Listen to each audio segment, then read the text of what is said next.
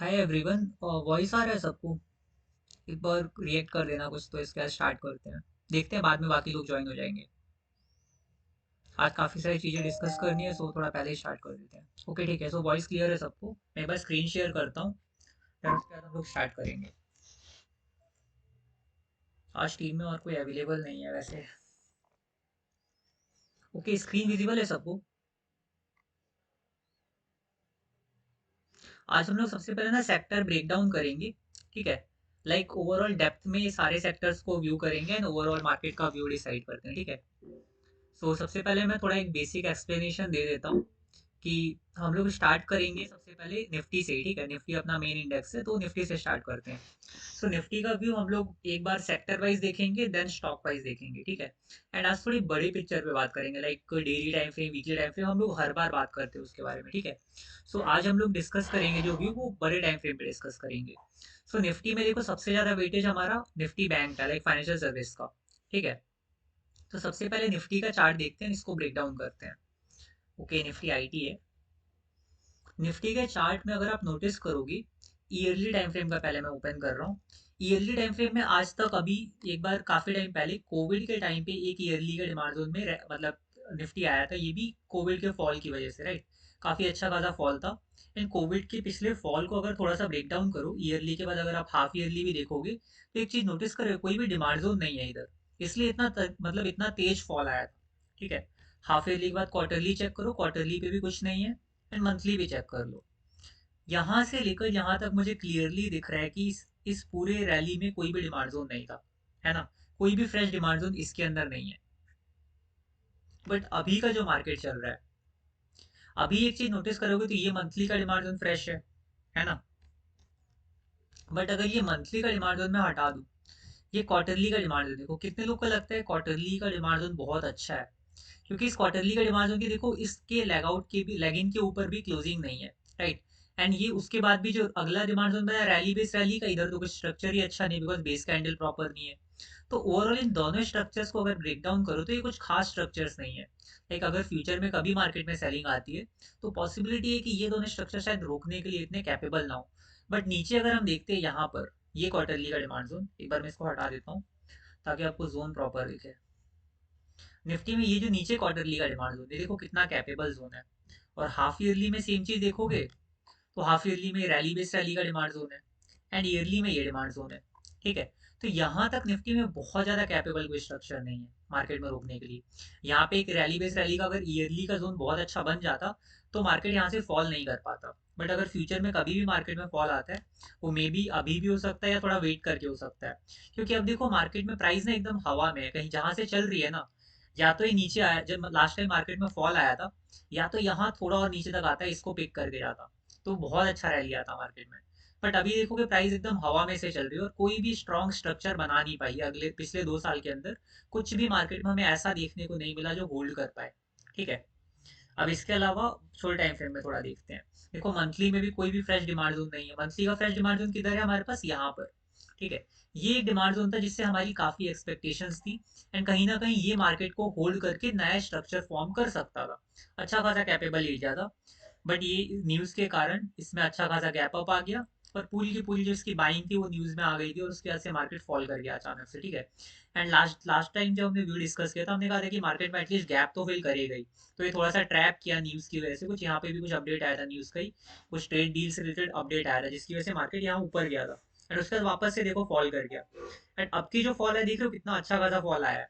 और इस फॉल को भी हमने ब्रेक डाउन किया था अपने चैनल पे, मैंने अपडेट डाला था कि मार्केट में आपको क्या क्या व्यू मिल रहा है। ठीक है, इस वाले फॉल को पहले एक बार ब्रेक डाउन करते हुए चलते हैं।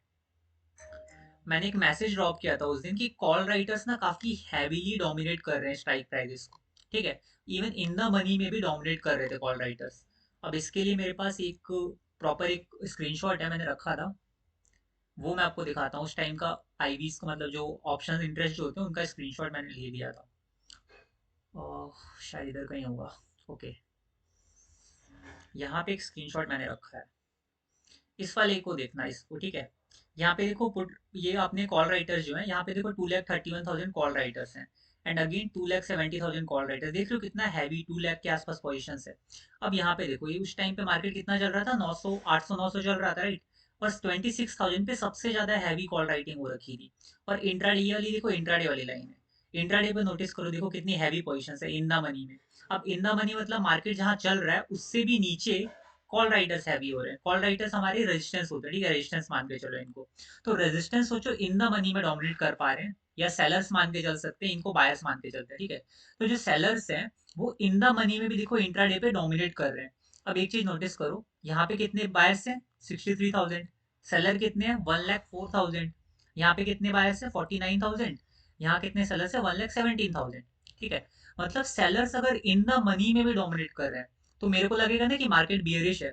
अब सोचो प्राइस चल रही है निफ्टी की 850 के अराउंड, और यहाँ पे 750 तक मुझे दिख रहा है कि कहीं ना कहीं हमारे इंट्राडे पर हमारे सेलर्स एक्टिव है। ठीक है, मतलब नीचे भी ऑलमोस्ट 200 तक। तो मैंने जो ग्रुप पे मैसेज डाला था कि 700 तक पॉसिबल है, इजिली देखने को मिलेगा, तो अगले दिन जो गैप डाउन हुआ 500 तक, उसका रीजन हमने एक दिन पहले इसलिए बताया था क्योंकि इन द मनी में भी बहुत ज्यादा सेलर्स डोमिनेट कर रहे थे। जब सेलर्स इतने हैवी डोमिनेट करते हैं तो कुछ ना कुछ मार्केट में होने वाला होता है। अब चलो ये तो हो गया अपना इंस्टीट्यूशनल डेटा के हिसाब से थोड़ा सा व्यू कि यहाँ पे देखो ये लोग ना एग्जिट कर रहे हैं। अब इनका इंट्राडे पोजीशन देखो, यहाँ पे इंट्राडे पोजीशन का बहुत कम है। इन द मनी के हिसाब से ये लोग एग्जिट कर रहे थे, और आउट द मनी देखो ये लोग एग्जिट कर रहे हैं। और क्या इन द मनी में कोई मतलब बायर्स, कोई सेलर्स एग्जिट कर रहे हैं? सेलर्स देखो बना के रखे हैं पोजीशंस, और इन द मनी में बायर्स अपने एग्जिट कर रहे हैं पोजीशंस को। ठीक है, तो ये सारे पैटर्न देख के हमें इंस्टीट्यूशनल डेटा के हिसाब से क्लियरेंस मिल गया कि मार्केट बहुत बेरिश था उस दिन। ठीक है, अब वो आपको चार्ट पे नहीं दिखा पहले, बट इंस्टीट्यूशनल डेटा में आपको पहले दिख गया। ठीक है, देन इसके बाद एक चीज नोटिस करना है, ये उस दिन का ही चार्ट है देखो। ये वाला जो पूरा एरिया है, क्या मैं ये नहीं कह सकता कि इसमें बस, इसको रुको यहाँ पे ओपन करते हैं, इसको हम लोग एक बार चार्ट पे ओपन कर लेते हैं ताकि मैं एक्सप्लेन कर पाऊँ। निफ्टी का चार्ट ओपन कर लेते हैं। आई थिंक निफ्टी है 1 डे का। ठीक है, अब देखो यहाँ पे हुआ क्या था, प्राइस आपकी 800 के अराउंड कहीं पे चल रही थी, राइट, यहाँ पर। यहाँ से लेकर यहाँ तक एकदम पूरा खाली एरिया था। थोड़ा जूम करते हैं इसको, ये देखो, जब यहाँ पे प्राइस चल रही थी ये पूरा गैप था, इतना एरिया तो पूरा गैप था। और इसके बाद देखो ये भी गैप है। तो मार्केट ने किया क्या एग्जैक्टली exactly? ये जो हमारा 15 मिनट के टाइम फ्रेम का चार्ट आपको शेयर किया था, ये देखो, यहाँ पे देखो पूरा गैप बना हुआ है।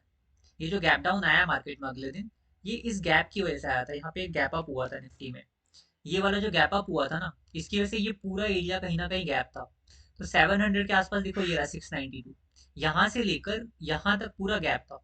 ये 100 पॉइंट, ऑलमोस्ट 100 से 150 पॉइंट की रेंज, इसलिए मैंने टारगेट में दिया। ठीक है, एंड अब क्या हुआ मार्केट में, एक जहाँ पे लाइक लास्ट टाइम जहाँ से सपोर्ट लेके मार्केट उठा था, तो यहाँ से क्यों उठा, वो कुछ ना कुछ तो बायर्स होंगे यहाँ पे।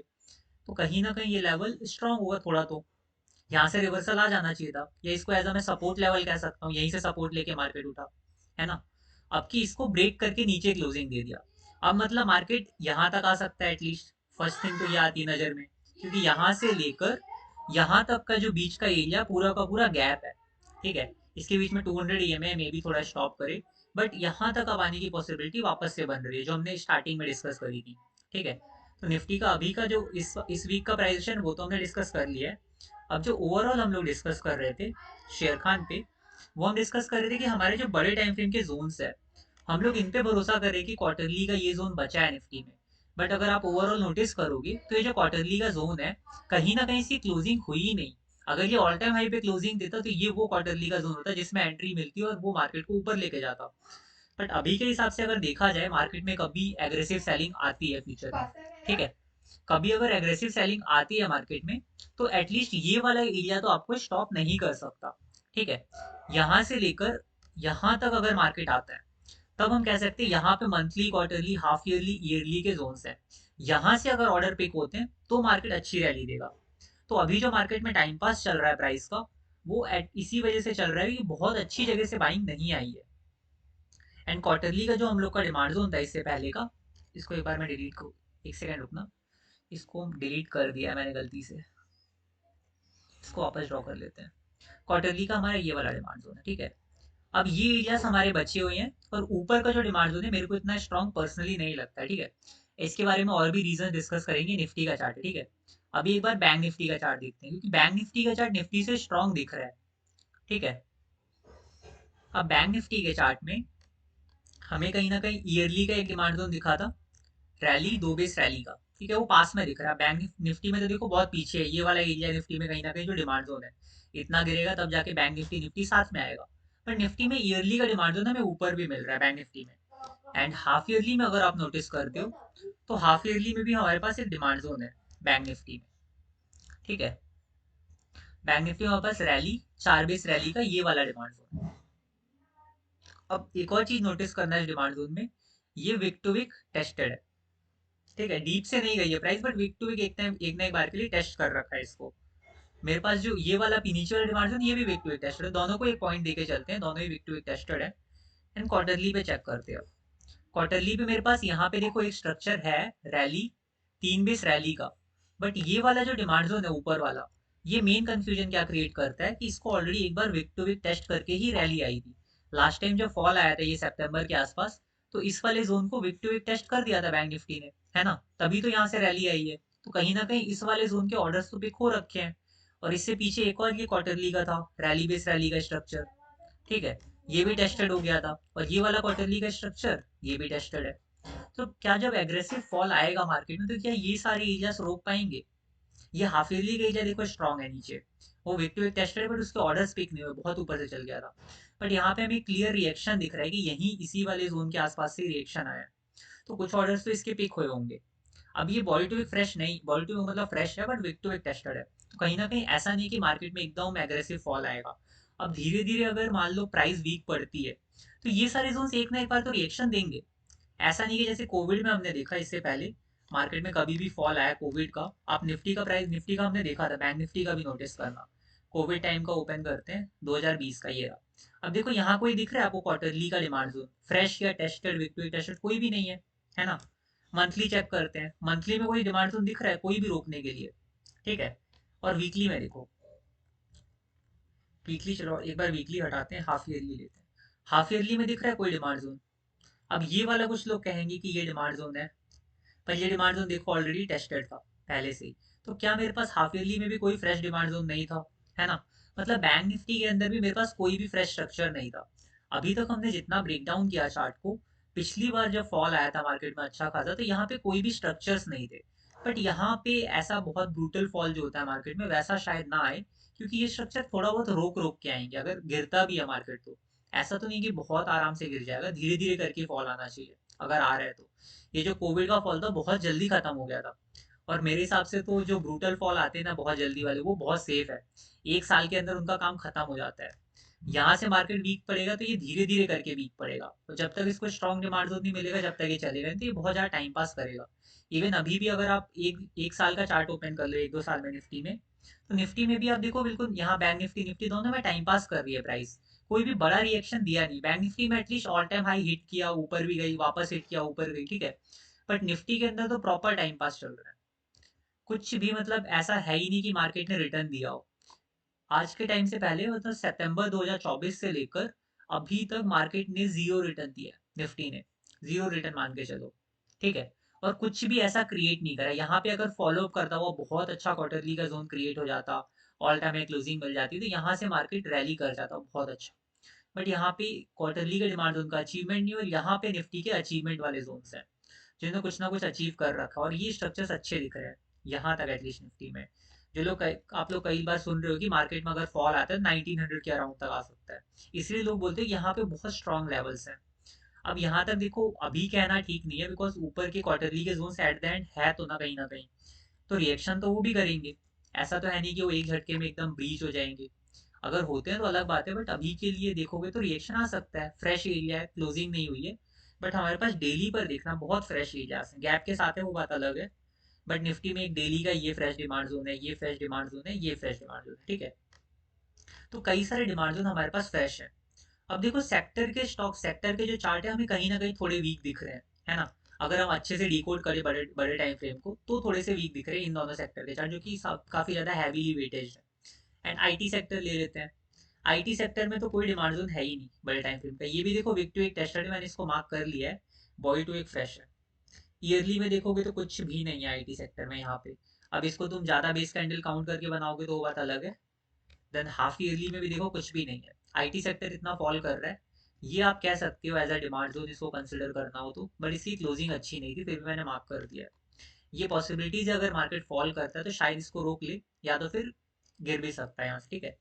ये एरिया को मैं इतना ज़्यादा हाईली रेट नहीं कर रहा हूँ, बट यहाँ से रिएक्शन आ सकता है मार्केट में, क्योंकि ये कहीं ना कहीं पिछली बार की पूरी बाइंग जो आई है ना, उसका उसका मतलब बेस है एकदम, जहाँ से स्टार्टिंग होती है, ओरिजिन, ठीक है। इसके अलावा मेटल सेक्टर देखते हैं। अब मेटल सेक्टर ना बाकी सेक्टर से ज़्यादा थोड़ा स्ट्रॉन्ग है, ठीक है। इसका रीज़न क्या है? हाफ ईयरली में देखो ड्रॉप बेस रैली का डिमांड जोन क्लियर बना हुआ है, ठीक है। ईयरली का डिमांड जोन जस्ट नीचे मिलता है, एंड क्वार्टरली का डिमांड जोन हमारे पास नहीं है, अभी क्वार्टरली का नहीं बना है, ठीक है। क्वार्टरली का वैसे आप देखोगे तो ड्रॉप 3 बेस रैली का बना है, उसको मैंने मार्क नहीं कर रखा। एंड मंथली में देखोगे तो मंथली में भी back to back demand zone हमारे पास हैं, जो कि फ्रेश भी हैं, ठीक है। रियल्टी सेक्टर चेक करते हैं। रियल्टी सेक्टर देखो ये इतना वेटेज नहीं रखता है, इसको इतना टाइम नहीं देंगे, ठीक है। पीएसयू बैंक देखते हैं। पीएसयू बैंक का चार्ट देखोगे तो ये सेक्टर भी कहीं ना कहीं बाकी सेक्टर जितना वीक नहीं है। बैंक निफ्टी भी स्ट्रॉन्ग मैंने आपको बताया, पर निफ्टी का चार्ट बहुत वीक लग रहा है अभी। बट इसमें मतलब और जो पीएसयू बैंक का चार्ट है, पीएसयू बैंक के चार्ट में आपको क्या दिखता है? ईयरली 2 बेस, लाइक ईयरली के जोन में रैली, 2 बेस रैली, ठीक है। अच्छा खासा स्ट्रक्चर है और एकदम क्लोज है, ठीक है। इसके अलावा हाफ ईयरली पे चेक करते हैं। हाफ ईयरली पे हमारे पास ये वाला डिमांड जोन है, नीचे ये वाला डिमांड जोन, एक और demand zone, back to back देख लो कितने सारे डिमांड जोन बनाते हुए जा रहा है। मैं लाइक स्टार्टिंग से पिछले 3 महीने से क्यों कह रहा हूँ कि पीएसयू बैंक स्ट्रॉन्ग है, उसका रीजन देखो, बैक टू बैक बड़े टाइम फ्रेम के डिमांड जोन क्रिएट हो रहे हैं, ठीक है। देन क्वार्टरली में देखोगे तो यहाँ पे भी डिमांड जोन है। ये वाला एरिया फ्रेश है कहीं ना कहीं, मतलब ये थोड़ी टेस्टेड है, ये वाला एरिया टेस्टेड है। बॉटम पे यहाँ पे भी एक डिमांड जोन है क्वार्टरली का। तो ये जो पीएसयू बैंक का चार्ट है, पीएसयू बैंक का चार्ट हमें थोड़ा स्ट्रांग लग रहा है, ठीक है। इसका रीजन क्या है? हमारे पास back to back demand zone create हो रहे हैं, ठीक है। Back to back demand zone create हो रहे तो जल्दी वो सेक्टर फॉल नहीं करेगा, ठीक है। इसलिए पीएसयू बैंक और मेटल को मैं स्टार्टिंग से आपको स्ट्रांग बता रहा हूँ, क्योंकि वो होल्ड मतलब होल्ड दिखा सकते हैं। अगर कल को गिरता भी है मार्केट तो ये भी होल्ड तो करेगा ही लेवल, बहुत अच्छा खासा क्वार्टरली का जोन है। और कहीं ना कहीं इस क्वार्टरली के डिमांड जोन को बनते हुए ऑल टाइम हाई हिट किया है प्राइस ने, है ना। एंड और एक दो सेक्टर देखते हैं। हेल्थ केयर सेक्टर में हमारे पास नियर बाई क्वार्टरली का ये स्ट्रक्चर है, ठीक है। आसपास इधर भी नहीं है, पर हेल्थ केयर सेक्टर शायद अभी इसमें न्यूज थोड़ी पॉजिटिव चल रही है, ठीक है। ये मेरे पास सबसे near by health care sector का जोन है, ठीक है।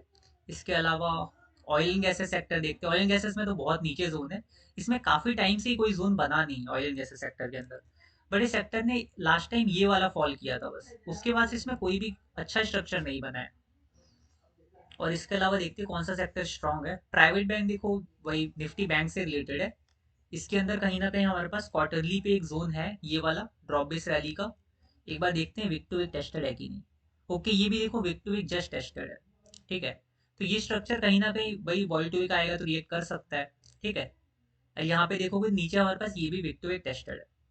हाफ ईयरली का जो डिमांड जोन है यहाँ पर, ये आपको दिख रहा है अभी फ्रेश बचा है, wall to wick, wick to wick, ये भी टेस्टेड है। अब यहाँ तक अगर क्लियर है, एक बार यहाँ तक सबको क्लियर है, आगे कंटिन्यू करें। सेक्टर्स का हमने व्यू देखा अभी, एक बार थम्स अप करना तो आगे कंटिन्यू करते, बिकॉज मैं काफ़ी ज़्यादा हम लोग सेक्टर्स देख रहे हैं आज, ठीक है। अब देखो स्टॉक वाइज मैंने जब व्यू देखा हमने निफ्टी वगैरह का, तो हमें ये दिख रहा है कि सारे सेक्टर्स में कुछ थोड़ी थोड़ी कमी है। बट वही व्यू अगर आप स्टॉक्स वाइज देखोगे, अभी हमने डिस्कस किया सेक्टर वाइज, अब स्टॉक्स वाइज देखोगे तो निफ्टी में कौन से हाईली वेटेड स्टॉक्स हैं जिनका वेटेज बहुत ज़्यादा है, उनको देखेंगे, ठीक है। फैक्ट शीट को डाउनलोड कर लेते हैं, ठीक है। हमारे पास सबसे ज़्यादा वेटेज है एच डी एफ सी बैंक का। सबसे पहले चेक करेंगे एच डी एफ सी बैंक का चार्ट। अब एच डी एफ सी बैंक के चार्ट में, एच डी एफ सी बैंक के चार्ट में हमारे पास हाफ ईयरली का डिमांड जोन है। हाफ ईयरली का demand zone but wick to wick tested है। क्वार्टरली का देखते हैं। क्वार्टरली का डिमांड जोन देखो एक बार फिर से वही सेम चीज, विक टू विक टेस्टेड है। बस ये विक टू विक टेस्टेड वाला जो फैक्टर है ना, जोन में कहीं ना कहीं थोड़े से ऑर्डर पिक कर चुका है, ठीक है। अब मंथली में देखोगे तो मंथली में ये पूरा स्ट्रक्चर गार्बेज है, कुछ अच्छा स्ट्रक्चर नहीं है। मंथली में बस मार्क करने के लिए कुछ भी नहीं है। जैसे जैसे मैं छोटे टाइम फ्रेम पे आता जाऊंगा ना, मेरे को स्टॉक्स का व्यू भी उतना अच्छा नहीं दिखेगा। वीकली पे आ जाओ, वीकली पे मुझे गिना चुना एक ये डिमांड जोन दिखता है, उसके अलावा देखो सब टेस्टेड करता हुआ गया है। इसका मतलब हमें बड़े टाइम फ्रेम पे दिख रहा है कि स्टॉक बहुत स्ट्रांग है, सेक्टर भी बहुत स्ट्रांग है। बट जब छोटे टाइम फ्रेम पे आया मैं स्टॉक के अंदर, देखो सब कुछ टेस्टेड करता हुआ गया। ऐसा बड़े टाइम फ्रेम में हमें लाइक बैक टू बैक अगर जोन है बड़े टाइम फ्रेम का, तो छोटे टाइम फ्रेम पे भी कुछ ना कुछ एग्जीक्यूशन तो होने चाहिए, जो कि वीकली पे मुझे यहाँ पे भी नहीं दिख रहे हैं, एटलीस्ट यहाँ कहीं पे दिख रहे हैं। ठीक है, मतलब हमारे पास नीचे जो ये वाला क्वार्टरली का जोन है एचडीएफसी बैंक का, अगर कभी मार्केट में फ्यूचर में फॉल आता है तो ये तो पक्का रोक लेगा, इतना मैं कह सकता हूँ। ऊपर वाले जोन पे भले ही मुझे भरोसा ना हो, बट इस पे भरोसा है, क्योंकि यहाँ इसके अंदर मेरे पास वीकली का एग्जीक्यूशन भी है, और यहाँ पे मेरे पास वीकली का एक एग्जीक्यूशन ये वाला भी है। तो ये वाला एरिया भी रोकेगा पहले, तो जब भी फॉल आएगा पहली बार यहाँ स्टॉपेज आएगा। ठीक है, अभी अगर मार्केट कल को फॉल भी कर रहा है तो यहाँ पे तो एक स्टॉपेज लेगा। ठीक है, इसके अलावा देखो बॉटम पे ये वाला एरिया मार्क कर सकते हैं, बट एक बार टेस्टेड था ये, इसलिए इसको मार्क नहीं किया हुआ है। ठीक है, अब देखते हैं सेकंड हाईएस्ट का आईसीआईसीआई बैंक का चार्ट। सेम वही ब्रेकडाउन, सेम वही ब्रेकडाउन करेंगे हम लोग आईसीआईसीआई बैंक को भी। अब देखो ईयरली का चार्ट, सबसे पहले ईयरली पे हमें कुछ दिख रहा है, कुछ खास तो नहीं है। हाफ ईयरली देखते हैं, हाफ ईयरली का डिमांड जोन बना हुआ है, एक ये रहा, एक ये रहा। ये वाला एरिया देखो विक टू एक टेस्टेड है, अगेन वही चीज, विक टू एक टेस्टेड है, ये वाला एरिया फ्रेश है। तो मैक्सिमम अगर ऊपर वाले एरिया को ब्रेक भी करता है तो यहाँ तक आ सकता है। अभी हम लोग मैक्सिमम पॉइंट देख रहे हैं कि हमारे पास ऊपर वाले एरिया के बैकअप में नीचे एक एरिया है। तो ऊपर का जो एरिया है जिसमें थोड़ी मोड़ी कमी मुझे दिख रही है, नीचे वाला एरिया मुझे कंप्लीटली पावरफुल लगता है, क्योंकि बहुत फ्रेश है, मतलब कुछ भी नहीं है, विक टू वीक भी टेस्टेड नहीं है, बॉडी टू वीक भी टेस्टेड नहीं है। ठीक है, मंथली देखते हैं। मंथली में अगेन यहाँ पर भी कुछ खास स्ट्रक्चर्स नहीं बने हैं। वीकली चेक करते हैं, वीकली में फ्रेश जोन अभी अभी बना है। ये वाला एरिया देखो ऑलरेडी रैली 3 बेस रैली का था, जिसको मैंने ओरिजिन मार्किंग करी तब जाके फ्रेश है, और वीक टू वीक फिर भी टेस्टेड है। ये वाला एरिया देखोगे तो ठीक ठाक दिख रहा है। ये वाला एरिया वही एचडीएफसी बैंक का भी इतना ही दूर है। ठीक है, इसके अलावा देखोगे तो यहाँ पे मेरे पास वीकली का ये डिमांड जोन है, एंड फिर आईसीआईसीआई बैंक में मेरे पास वीकली का नीचे डिमांड जोन अच्छा नहीं है। बट अगर एचडीएफसी बैंक में होता है तो आईसीआईसीआई बैंक अपने आप सपोर्ट ले लेगा साथ में। ठीक है, इसके अलावा अगला स्टॉक चेक करते हैं, थर्ड हाईएस्ट कौन है, आई थिंक रिलायंस होगा। हाँ रिलायंस है। अब रिलायंस को चेक करते हैं, ईयरली में मेरे पास कुछ है नहीं है, हाफ ईयरली में भी नहीं है, क्वार्टरली में मेरे पास ये डिमांड जोन है सेम निफ्टी का। निफ्टी जैसा देखो, क्या ये वीक स्ट्रक्चर है? ऑब्वियसली बात, इसी क्लोजिंग लेगिंग के ऊपर हुई, बट कुछ ना कुछ ये क्वार्टरली के सप्लाई जोन की वजह से इसकी क्लोजिंग अच्छी नहीं हो पाई थी, और इसके बाद भी रिलायंस इतना स्ट्रॉन्ग स्ट्रक्चर नहीं दिखा पाया। एंड आज से 3 महीने पहले की क्लास में हमने डिस्कस किया था, रिलायंस का ना टॉप पे एक सप्लाई जोन था, आई थिंक ये वाला था वीकली का। इसके साथ डेली का भी एक स्ट्रक्चर होगा, ये रहा। डेली का भी हमने कुछ मार्क कर रखा था कि यहाँ पे नहीं, वीकली का ही था। वीकली वाले स्ट्रक्चर से फॉल आया था इसमें, इसके अंदर रिलायंस के अंदर। ठीक है, टॉप पे। अब इसको वैसे तो इसने ब्रीच कर दिया था, बट वहीं से फॉल आ गया था इसमें। अब मंथली में एक फ्रेश सप्लाई जोन बन चुका है, एंड अब मेरे पास देखेंगे तो क्वार्टरली का ये स्ट्रक्चर स्ट्रॉन्ग नहीं है, ये वाला वीक टू वीक टेस्टेड है। पर यहाँ तक अगर प्राइस आती है तो यहाँ तक मे बी सारे सेक्टर साथ में आ जाए। वो अभी हम लोग बात कर रहे हैं कि कौन सा स्ट्रॉन्ग एरिया जहाँ सारे सेक्टर साथ में, और वहां से मार्केट अगेन वो 2-3 साल वाली रैली दे, वैसा स्ट्रॉन्ग एरिया नियर बाई कहाँ पर है। रिलायंस में भी हमें थोड़ा ही नीचे दिख रहा है, ज्यादा नीचे नहीं बट थोड़ा नीचे, एक एरिया को छोड़ के ही दिख रहा है। एक बार टीसीएस देख लेते हैं। अब टीसीएस में अच्छा खासा फॉल ऑलरेडी आ चुका है, आईटी सेक्टर का स्टॉक है। हाफ ईयरली में देखोगे तो ये डिमांड जोन कम्प्लीटली फ्रेश है हमारे पास।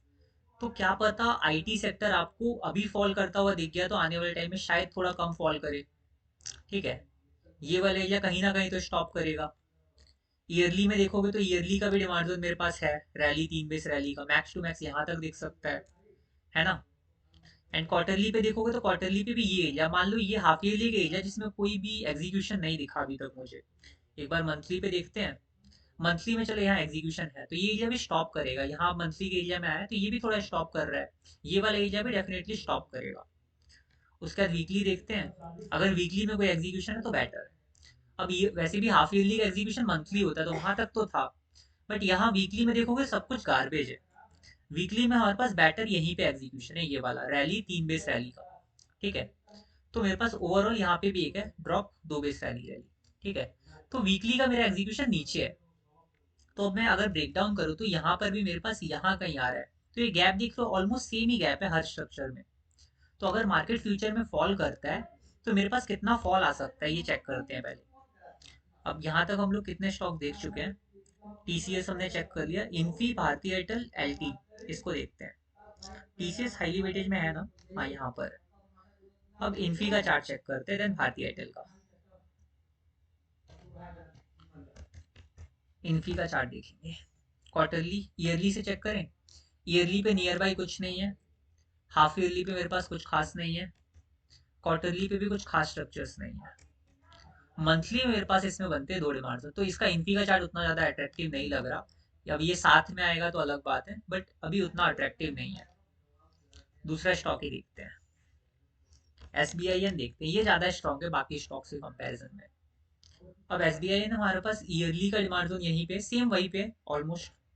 हाफ ईयरली का डिमांड जोन देखो थोड़ा ऊपर है, और ये स्टॉक ऑल टाइम हाई मारे ही जा रहा है, काफी टाइम से रैली कंटिन्यू। पीएसयू सेक्टर मैंने बताया कि काफी अच्छा था, सेक्टर के साथ ये भी जाएगा ही, है ना। क्वार्टरली में देखो हमारे पास कुछ खास एरियाज नहीं है। मंथली में मेरे पास ये वाला एरिया था और टेस्टेड है, नीचे एक ये वाला डिमांड जोन बन चुका है, तो हाफ ईयरली के अंदर मंथली का मेरे पास ऑलरेडी एग्जीक्यूशन यहाँ पे है, ठीक है। तो ये वाला एरिया कहीं ना कहीं पीएसयू में यहाँ तक मैक्स टू मैक्स यहाँ तक आ सकता है एसबीआई। तो एसबीआई में भी फॉल बहुत बड़ा तो नहीं आ सकता, यहाँ तक आ सकता है, मतलब बाकी सेक्टर जितना नहीं, बट यहाँ तक आ सकता है मैक्सिमम। वो भी मुश्किल है बिकॉज ये इसका सेक्टर बहुत स्ट्रॉन्ग दिख रहा है। इसके अलावा देखते हैं भारतीय एयरटेल।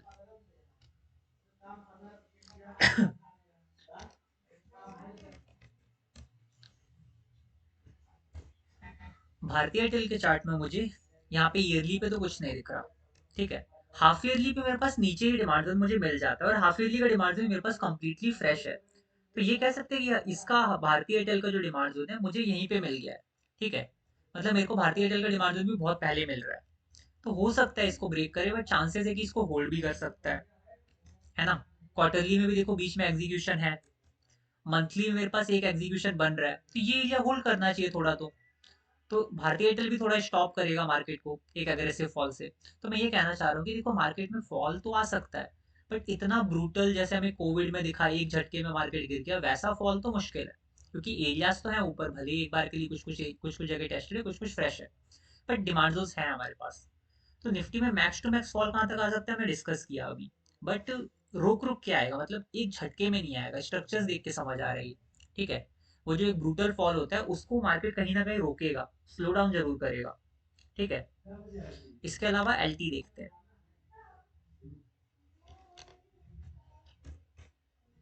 एलटी। एलटी का चार्ट हम लोग चेक करेंगे, yearly, half yearly, quarterly, monthly. Monthly का एरिया से देखो यहाँ पे भी एलटी में, यहाँ पे क्वार्टरली का डिमांड जोन था, ठीक है। ये वाला डिमांड जोन हमारे पास क्वार्टरली होता है। एलटी में भी ऊपर कुछ खास है नहीं, हवा में कुछ भी नहीं है वहाँ पे, बहुत नीचे एरिया है इसमें भी।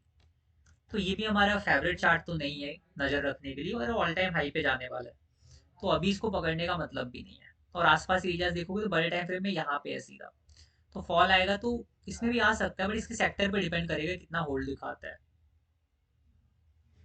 इसके अलावा एसबीआई हम देख चुके, तो इतने सारे स्टॉक्स देख चुके हैं। आईटीसी का चार्ट तो कई बार व्यू कर चुके थे, इसको नहीं पिक करेंगे, ये ऑलरेडी गिर चुका है काफी, अब इसका वेटेज भी बहुत कम हो चुका है। अब अगर ओवरऑल स्ट्रक्चर देखा जाए, तो सेक्टर के चार्ट जो हमें स्ट्रॉन्ग लग रहे थे पहले, बट हमें थोड़ा मोड़ा दिख रहा है कि उनमें भी कहीं ना कहीं वीकनेस थी। आईसीआईसीआई बैंक और रिलायंस, आईसीआईसीआई बैंक और एचडीएफसी बैंक का चार्ट हमें सबसे ज्यादा स्ट्रॉन्ग लग रहा था स्टार्टिंग में, जब हम लोग पहले क्लासेस लेते थे कि ईयरली, हाफ ईयरली, क्वार्टरली के जोन से। बट वहां पे हमने नोटिस किया कि हमारे पास एग्जीक्यूशन बस एक आध एग्जीक्यूशन है, गिना चुना ये एक एग्जीक्यूशन है जिसके भरोसे टिका हुआ है पूरा जोन। यहाँ से रिवर्सल मार सकता है मार्केट, बट यहाँ अगर नहीं होता है तब तो मार्केट पक्का नीचे आ सकता है। तो ओवरऑल अभी जो चांसेस बन रहे हैं, अब देखो अगर स्ट्रक्चर देखा जाए तो बस वीक स्ट्रक्चर है थोड़े, पर बड़े टाइम फ्रेम के। बस अभी का जो फॉल है ना वो थोड़ा थोड़ा ग्लोबल सिनेरियो पर डिपेंड करता है। अभी ना अमेरिका में अगर फॉल आता है तो यहाँ भी फॉल आएगा, बट यहाँ रुक रुक के आएगा, उतना ब्रूटल फॉल शायद मुश्किल है, पर फॉल यहाँ भी आ सकता है। अब फॉल आने के चांसेस क्यों बन रहे हैं, उसमें अगर आपको निफ्टी का चार्ट देखोगे थोड़ा आइडिया लगेगा। निफ्टी में देखो हो क्या रहा है अभी रिसेंटली, मैंने कई बार डिस्कस किया है कि निफ्टी ना बार बार ऑल टाइम हाई टच कर रहा है। अब ये देखोगे तो यहाँ पे पहली बार इसने ये अटेम्प्ट मारा था, दूसरा अटेम्प्ट यहाँ पे मारा, तीसरा अटेम्प्ट यहाँ पे मारा, कितनी बार अटेम्प्ट मारा, बट बार बार यही कहीं से सेलिंग आ रही है। और अब अगर देखोगे ना, थोड़ा छोटा करता हूँ मैं चार्ट को, ये देखो एक एक ट्रेंड लाइन सी बन जाएगी यहाँ पर। इस एरिया से ही मार्केट बार बार ऊपर जा रहा है, थोड़ा ही ऊपर जाता है बार बार, बहुत ज्यादा ऊपर नहीं जा पाता है। अगर मैं यहाँ लाइन ड्रॉ कर पाऊँ, धन पे देखते हैं इस पर्टिकुलर चीज को। चार्ट को थोड़ा छोटा कर लेते हैं, ठीक है। अब ओवरऑल अगर देखोगे यहाँ पे एक छोटी सी ट्रेंड लाइन बन रही है, ये वाली, इन तीन हाइस को कनेक्ट करना। यहाँ कहीं पे ऐसा कुछ स्ट्रक्चर बन रहा है। निफ्टी बार बार इन्हीं को टच कर रहा है, यहाँ जा रहा है फिर नीचे आ रहा है, फिर इसको टच कर रहा है फिर नीचे आ रहा है, इसको टच कर रहा है नीचे आ रहा है। अब कि इसको टच करके नीचे आता तो अलग बात होती, बट ओवरऑल ना जब तक ये वाला स्ट्रक्चर ब्रेक नहीं होता, या एक तो ऑल टाइम हाई पे मान लो कोई भी वीकली क्लोजिंग ले लो, अगर इसको तुम हटा भी दोगे तो बार बार जो स्ट्रक्चर बन रहा है ना, कहीं यहीं कहीं से रेजिस्टेंस बार बार मार्केट में आ रहा है। मतलब मार्केट के पास उतना पोटेंशियल तो नहीं है कि ऑल टाइम हाई हिट कर पाए, वो हिट करके क्लोजिंग दे पाए। तो जब मुझे बार बार दिख रहा है कि मार्केट में पोटेंशियल नहीं है, तो बेटर क्या होगा अभी, एटलीस्ट एक वीकली की कैंडल इसके ऊपर क्लोजिंग दे, एंड क्लोजिंग देने के बाद कंटिन्यूटी मुझे दिखे। क्लोजिंग तो एटलीस्ट दे सकती है, यहाँ भी पॉसिबली क्लोजिंग दिया था जस्ट 3 पॉइंट से वीकली का, बट नहीं सस्टेन कर पाया ना, अगली कैंडल ही देख लो नीचे आ गई थी। तो वो चीज़ नहीं चाहिए हमें, दूसरी कैंडल सस्टेन चाहिए, तब हम मानेंगे कि मार्केट में रियल बुलिश मार्केट चालू हुआ है, ठीक है। तब तक के लिए यही टाइम पास चलेगा मार्केट में यहाँ, और कई सारे स्ट्रक्चर है तो एक बार में फॉल भी नहीं आएगा। तो 2025-26 का मतलब जो 26 और 27 का मंथ है, मे बी थोड़ा सा वैसा रहा है मार्केट, साइडवेज टाइप का, साइडवेज टू डाउन टाइप। और अभी पिछले 2 महीने से मार्केट का जो सेंटीमेंट है सेल ऑन राइज चल रहा है निफ्टी का। अभी सेंटीमेंट में मैंने पढ़ाया नहीं इसलिए इसको इतना डिस्कस नहीं करूंगा। तो यहाँ तक सबको समझ आया व्यू का? ओवरऑल अभी हमने जो डिस्कस किया कि अगर फॉल आता है तो कहाँ तक आ सकता है, बट अभी जो ऐसे एकदम 100% चांसेस नहीं है कि मार्केट ब्रूटल फॉल करेगा। कर सकता है, चांसेस ग्लोबली बन रहे हैं, और पर ग्लोबल मार्केट फॉल करता है तो इंडियन मार्केट भी आइसोलेटेड तो नहीं रहेगा। और अभी जो स्ट्रक्चर्स है वो इतने स्ट्रांग नहीं है कि होल्ड कर भी पाए उतना। और एक जो पैटर्न है, आप लोग देखते होंगे थोड़ा FII DI डेटा का, लास्ट 1 मंथ का ही देख लेते हैं चलो। अगर हमें डे वाइज मिल जाता है यहाँ पे तो बेटर होता। 13 Feb, यहाँ डे वाइज नहीं है, यहाँ शायद हमको मिल जाएगा। कंफर्म तो नहीं हूँ मैं, हाँ। यहाँ पे देखो 13 Feb का दिखाया हुआ है। एक बार FII की एक्टिविटी है ये। FII की एक्टिविटी अगर नोटिस करोगे ना, ये देखो ये पैसा इन्होंने वापस से निकाला। अब यहाँ पे हुआ क्या था, 6 फरवरी को इन्होंने पैसा डाला, कॉन्स्टेंटली थोड़ा थोड़ा पैसा डाल रहे थे। ये मेन गेम प्ले ना FII वाले करते हैं, आप नोटिस करो। जब मार्केट गैप अप किया था बहुत ज्यादा, बहुत बड़ा गैप अप आया था, तो FI वाले ने ऑलमोस्ट 5,000 कैश डाला था। 5,000 मतलब करोड़ तक, ये करोड़ में, ठीक है। 5,236 करोड़ डाला था, और यहाँ पे इन्होंने 1,000 करोड़ तक डाल दिया था, ठीक है। कहीं ना कहीं अब इधर देखो इतना इन्वेस्टमेंट इनका नहीं था, इसके कंपैरिजन में ये वाले ज्यादा थे FI वाले। जिस दिन मार्केट बहुत तगड़ा उठा FI वालों ने पूरा काम किया था, उसके बाद देखो साइडवेज करा। अब ये फॉल आया था मार्केट में, उसके बाद देखो गैप अप जो दिया, ठीक है। जो जब जब ग्रीन रहता है ना तब तक मार्केट रुकता है। बट ये देखो अगेन इनको फॉल लाना है तो ना बहुत बड़ी क्वांटिटी निकाली है। मतलब DI वाले अगर डाल भी देंगे ना पैसा तो भी रोक नहीं पाएंगे। और कॉन्स्टेंटली ना FIA वाले पैसा निकाल रहे हैं अभी मार्केट से ज्यादा ज्यादा, मतलब फेवर में। बाकी थोड़ा मोड़ा बीच में वो कैश ऐड करते हैं और मार्केट को वहीं पे साइडवेज करते हैं, और वहां से थोड़ी रैली आती है। अभी बस यही टाइम पास चल रहा है, FI वाले ना कॉन्स्टेंटली पैसा डाल ही नहीं रहे मार्केट में। और ये पैटर्न चेंज होना बहुत जरूरी है। वीकली बेस पे एक बार देखते हैं। इसमें देखो ये DI की एक्टिविटी है, ये FII की एक्टिविटी है। FII देखो हर वीक पैसा निकाल रही है ओवरऑल, बहुत कम पैसा डाल रही है वो। मंथली भी देख सकते हैं, मंथली चार्ट एक बार देख लो। ये देखो अभी 1 2 3 मंथ लगातार पैसा उन्होंने निकाला है यहाँ पे। अब यहाँ DI वालों ने सस्टेन करवा लिया था, बट इसके बाद से वो लोग नहीं रोक पाए। अक्टूबर नवंबर दिसंबर सस्टेन नहीं हो पा रहा था मार्केट, उतना अच्छा सस्टेन ही नहीं किया है, ठीक है। एंड अभी वो लोग कैश आउटफ्लो ही कर रहे हैं, इनफ्लो उनका उतना अच्छा हो ही नहीं रहा है, ठीक है। तो एक ये चीज चेंज होना बहुत जरूरी है। ये पैटर्न चेंज होता अगर हमें दिख जाता है, कंटिन्यूसली चेंज होना चाहिए। प्लस निफ्टी की क्लोजिंग हमें दिखनी चाहिए, ये दो चीज हमें दिख जाती है तब हम मानेंगे मार्केट बुलिश है। तब तक के लिए हम लोग अपनी इक्विटी इन्वेस्टमेंट थोड़ा कम कैपिटल पे करेंगे, जिसको करना है कॉन्स्टेंटली जनरेट कर सकता है बट कम कैपिटल पे। मेरा तो मेन है लॉन्ग टर्म इन्वेस्टमेंट करके मैं ऑप्शंस कर रहा हूँ अभी इसकी वजह से। अब यहाँ पे हमने जो व्यू डिस्कस किया उसके हिसाब से तो यहाँ तक एक बार टच करने आना चाहिए। और इंट्राडे बेसिस पे इस बार हमने 2 बार अपडेट डाल दिया था ग्रुप पे, कि यहाँ से जो फॉल आया उसको हमने ऑलरेडी डिस्कस किया था, वहाँ पे हमारा जो डेटा चेंज हुआ था। ये वाला पार्ट सबने देखा था ना, डेटा चेंज वाला जो मैंने स्टार्टिंग में दिखाया था, कि इसको रिपीट करना पड़ेगा, जो लास्ट अभी फॉल है मार्केट में लास्ट डे का। और हैंड रेज कर देना अगर किसी को रिपीट करवाना है तो। मे बी सर वो गैप फिल करेगा। हाँ हाँ, यही मैंने डिस्कस किया स्टार्टिंग में कि गैप फिल करेगा। ओके राजू, एक बार थोड़ा सा रिपीट करते हैं। हमने ऑलरेडी ग्रुप पे एक मैसेज मैंने ड्रॉप किया था प्रॉपर वॉइस मैसेज के साथ कि मार्केट में एक अच्छा फॉल देखने को मिल सकता है गैप डाउन के साथ। ये देखो यहाँ पे मैं लिखा था कॉल राइटर्स की जो पोजीशन है ना बहुत हैवीली डोमिनेट कर रही थी। कॉल राइटर का मतलब तुम सेलर्स मान के चलो, पुट राइटर्स का मतलब बायर्स मान के चलो। ठीक है, तो कॉल राइटर ना बहुत हैवी पोजीशन बना रहे थे और इसकी वजह से मार्केट में मैंने आपको बताया था 25,600 तक का फॉल मैंने कहा था। ठीक है, और वो अगले दिन गैप डाउन में हमको मिल गया था। ये पूरा गैप फिल किया था।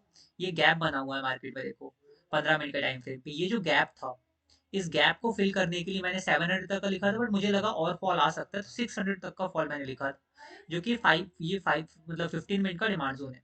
ठीक है, इसके अलावा वो डेटा तो मैं दिखाता हूँ उस दिन का। मैं किस डेटा के मतलब कंपैरिजन में हम लोग बोल रहे थे ये चीज, ये उस दिन का डेटा है। ठीक है, इस डेटा में एक चीज नोटिस करना, यहाँ जो पुट राइटर्स है, ठीक है, मतलब कॉल राइटर्स, ये कॉल राइटर्स का डेटा है और ये वाला पुट राइटर्स का है। अब देखो कॉल राइटर्स यहाँ पे डबल है, ऑलमोस्ट 1,69,000, डबल से भी ज्यादा। देखो 10,000 से कितना ज्यादा डिफरेंस है। अब यहाँ देखो ये एटीएम स्ट्राइक प्राइस, एटीएम में तो बराबर होनी चाहिए ऑलमोस्ट। अगर आप नॉर्मल देखोगे तो ये वैसे भी ज्यादा है। और इंट्राडे वाला ये वाला देखो, इंट्राडे में 49,000, देन 1,17,000, हैवीली डबल से ज्यादा हो रहा है। और यहाँ पे देखो इन द मनी में क्या कर रहे हैं, पुट राइटर्स एग्जिट कर रहे हैं, मतलब जो बायर्स है एग्जिट कर रहे हैं इन द मनी में, और जो अपने सेलर्स है वो फिर भी एडेड है अभी।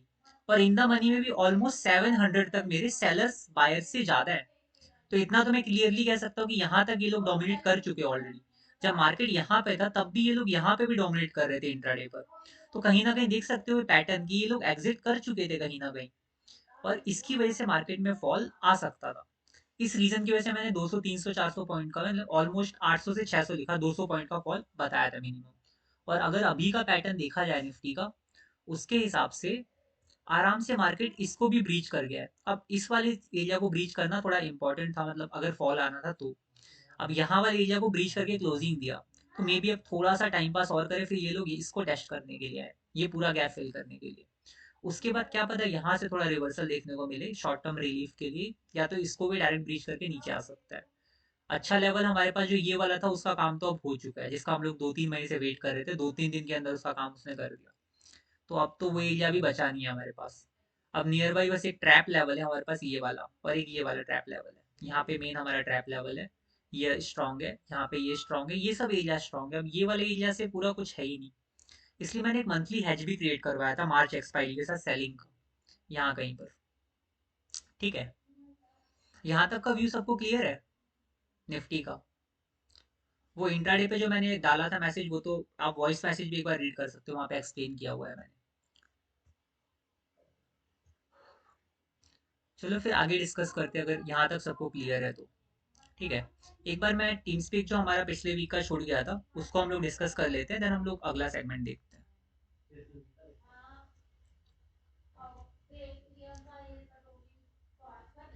Okay. हम्म, पिछली वीक हमने टीम स्पीक डिस्कस नहीं किया था, और कई सारे स्टॉक्स में एंट्री मिला भी था। ठीक है, पहला स्टॉक है हमारा एनडीआर ऑटो। अब इसके अंदर क्यूआईटी ट्रेड था। ठीक है, अब एक बार डिसाइड करते हुए चलेंगे ट्रेड हमें करना चाहिए था नहीं करना चाहिए था, क्या हुआ ट्रेड के साथ। ठीक है, थोड़ा चार्ट बैलेंस कर लेता हूँ मैं, और इसको हटा देते हैं हम लोग, इसको रिमूव करना है। हो गया। ठीक है, सबसे पहला स्टॉक है हमारा एनडीआर ऑटो।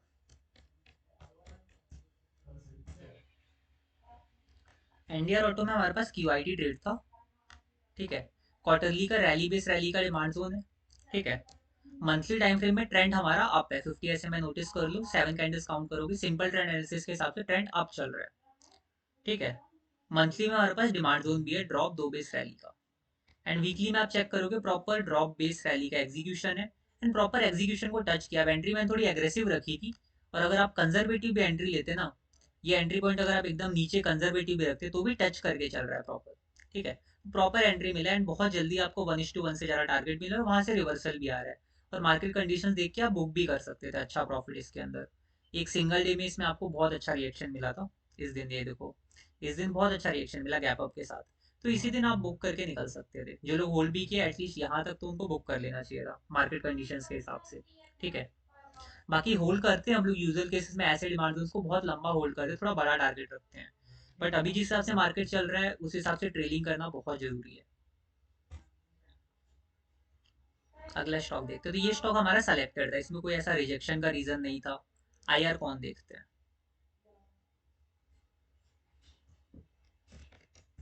आईआर कौन।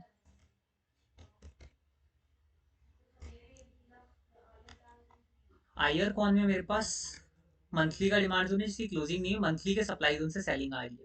तो वैसे अगर आप देखते हो तो इसको इग्नोर किया जा सकता था, बट अगर आप ट्रेड करना चाहते हो तो सेलिंग प्रेशर कम था, इसकी वजह से ट्रेड डाला गया था। और वीकली का जो हमारा डिमांड जोन था उसकी क्लोजिंग अच्छी हुई थी, ठीक ठाक सी।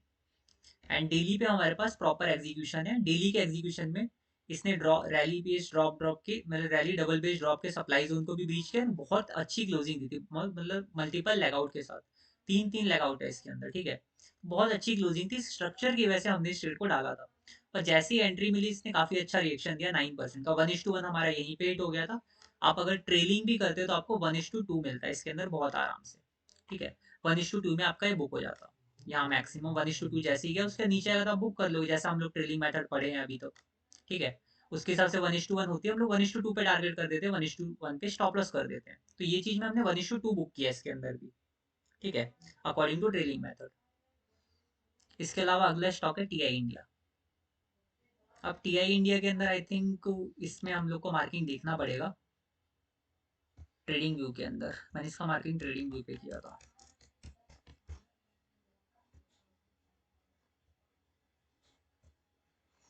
स्टॉक का नेम है हमारा टीआई इंडिया, TIINDI,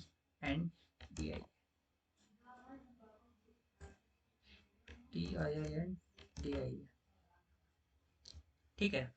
इस स्टॉक के अंदर हमारे पास वन डे पर देख लेते हैं, ओके।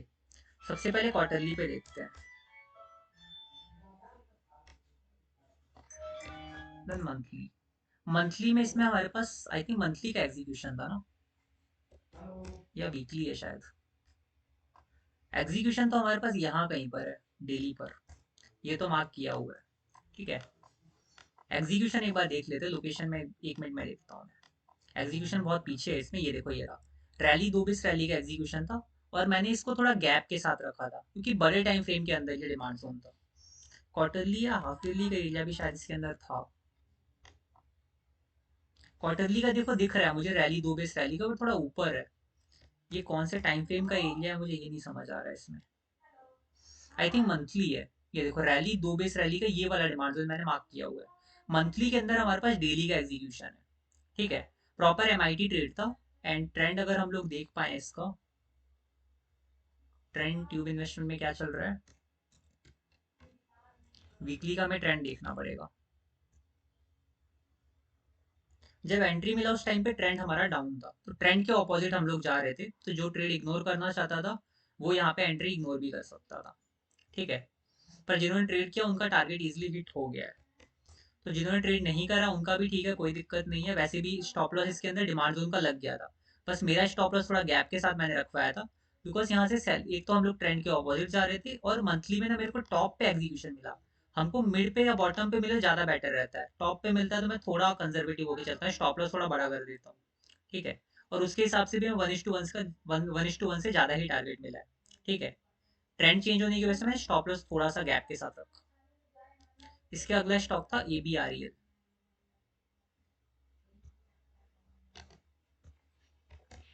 ABREL के अंदर हमारे पास क्वार्टरली इनकम ट्रेड थी। क्वार्टरली का बहुत अच्छा डिमांड जोन है। अब ABREL एक अच्छा स्टॉक था बिकॉज क्वार्टरली का हमारे पास ये वाला डिमांड जोन, साथ में देखोगे ना ये इसने ऑल टाइम हाई लगाया था, ये demand zone all time high के नीचे है। लास्ट जो हमारा ऑल टाइम हाई था उसके नीचे बना है।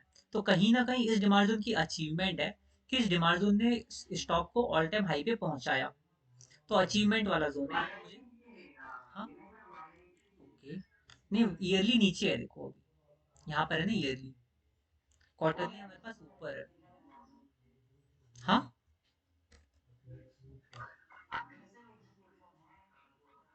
हाँ, हाँ, वही मैं बोल रहा हूँ, ईयरली अभी है नीचे है देखो, टच नहीं किया ना। तो YIT तब मानते हैं जब ईयरली टच किया। तो क्वार्टरली हमारे पास ट्रेड है, YIT आप इसके हिसाब से मान रहे हो ना कि ईयरली का एग्जीक्यूशन क्वार्टरली पे है ना, आप उस बेस पे बोल रहे हो, राइट। बट अभी मैं मान के चल रहा हूँ एज अ QIT ट्रेड, इसमें हम लोग को मंथली में ट्रेंड देखना पड़ेगा। तो मंथली का ट्रेंड मेरे पास क्या है, अप है ना, सब कुछ परफेक्ट, ट्रेंड मेरा फेवर में है, क्वार्टरली इनकम ट्रेड है, ठीक है। एक चीज है 35% से ज्यादा सेलिंग है, बट मैं एज अ QIT ट्रेड मुझे लगता है कि अगर क्वार्टरली में आ रही है प्राइस तो कई बार 35% से ज्यादा आती है। तो अगर प्रॉपर एग्जीक्यूशन मिलता है तो एक रिस्क लिया जा सकता है एज अ क्विक ट्रेड। अभी हमारा हमारे पास ये वाला वीकली का एग्जीक्यूशन था क्वार्टरली इनकम ट्रेड में, ट्रेंड मेरा फेवर में, तो इसमें ट्रेड किया आपने प्रॉपर, आपको बहुत जल्दी टारगेट हिट हुआ है 13% का, ठीक है। एंड इसमें स्टॉप लॉस कहीं पे भी नहीं गया हमारा। अब यहाँ तक मैंने देखो अपडेट कर चुका था इसको ऑलरेडी, इसके बाद भी इसने यहाँ तक का रिटर्न दिया। तो अगर आप ट्रेलिंग करके भी चल रहे होते तो भी आपको बहुत अच्छा टारगेट मिलता है इसके अंदर, ठीक है। मतलब यहाँ पे अगर आप देखोगे आपका 1:1 कहाँ पे हिट होता टारगेट वाइज, 1:1 यहाँ कहीं हिट होता ना। ओके, 1:1, 1:1 से थोड़ा ज्यादा मिला है। अब इसके अंदर एंट्री स्टॉप लॉस वीकली के हिसाब से थोड़ा बड़ा था, इसकी वजह से टारगेट हमको 1:1 मिला। 1:1 पे जिन्होंने कट किया उनका भी बेटर है, बिकॉज 1:2 हिट नहीं किया इसने, ठीक है। तो अगर ट्रेलिंग मेथड की बात करें तो आप यहाँ पे इस पर्टिकुलर पॉइंट पे कट कर देते, 1:1 आपका हिट है, ठीक है। और इसको हमने इसी वजह से डाला हुआ है। इसके अलावा अगला स्टॉक है MPS LTD, इसमें स्टॉप लॉस हिट हुआ है, इसको भी देखते हैं। MPS LTD देखते हैं इसमें कोई रिजेक्शन रीजन है कि नहीं।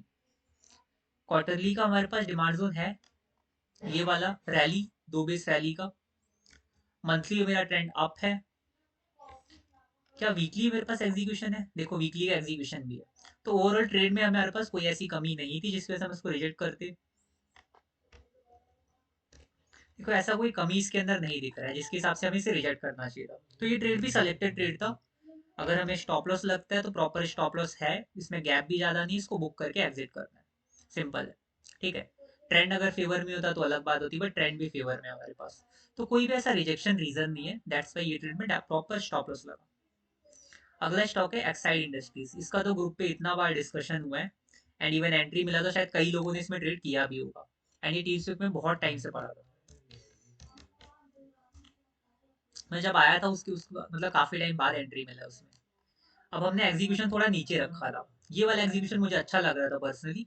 ऊपर यहाँ पे रैली 2 बेस रैली का टेस्टेड था ऊपर एरिया, ठीक है। क्वार्टरली इनकम ट्रेड है, क्वार्टरली में हमारे पास ये वाला डिमांड जोन है। अब वैसे तो इस डिमांड जोन ने ऑल टाइम हाई लगाया नहीं है, बट इस डिमांड जोन को बनाते हुए प्राइस ऑल टाइम हाई गई थी, ठीक है। और कहीं ना कहीं ये एरिया ना ऐसा कह सकते हो, जब ऑल टाइम हाई कभी भी प्राइस मारती है उसके बाद बहुत बड़ा ऊपर रिएक्शन आता है। तो जब भी जो पुराना ऑल टाइम होता है ना, ऑल टाइम हाई, वो ऐसा सपोर्ट काम करता है, वो लाइन वही कहीं पे हमारे पास एग्जीक्यूशन था। तो एक तरह से प्लस पॉइंट था हमारे पास, ठीक है। और मंथली का ट्रेंड भी देख लेते हैं, आप है ट्रेंड फेवर कर रहा है, वीकली का प्रॉपर एग्जीक्यूशन, इसमें भी देखो ट्रेड मिली है और अच्छा खासा टारगेट अभी तक गया है। जिसको बुक करना था उसका 1:1 तो एक बार में हिट हो गया। और अभी के मार्केट के हिसाब से जब ये देख सकते हो वीकली का एक सप्लाई जोन क्रिएटेड है। अब ये वीकली का जो हमारा सप्लाई जोन है ना, यहाँ पे आप प्रॉपर बुक कर सकते हैं। तो 1:1 यहाँ पे हिट हो भी चुका था ऑलरेडी, और इस सप्लाई जोन में बुक करते तो आपको 1:1 से थोड़ा ज्यादा मिलता, ठीक है। इसलिए इसकी मार्किंग मैंने ऑलरेडी कर रखी है यहाँ पर। इसके अलावा मेरे पास ये वाला स्टॉक है एक, ये स्टॉक बेस्ट रिएक्शन दिया है, श्री पिस्टन। इसके अंदर भी QIT ट्रेड था।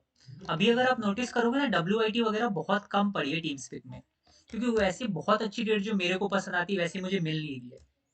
इसकी वजह से बहुत कम ट्रेड पड़ी है अभी WITs वगैरह, सब में ट्रेंड डाउन हो चुका है।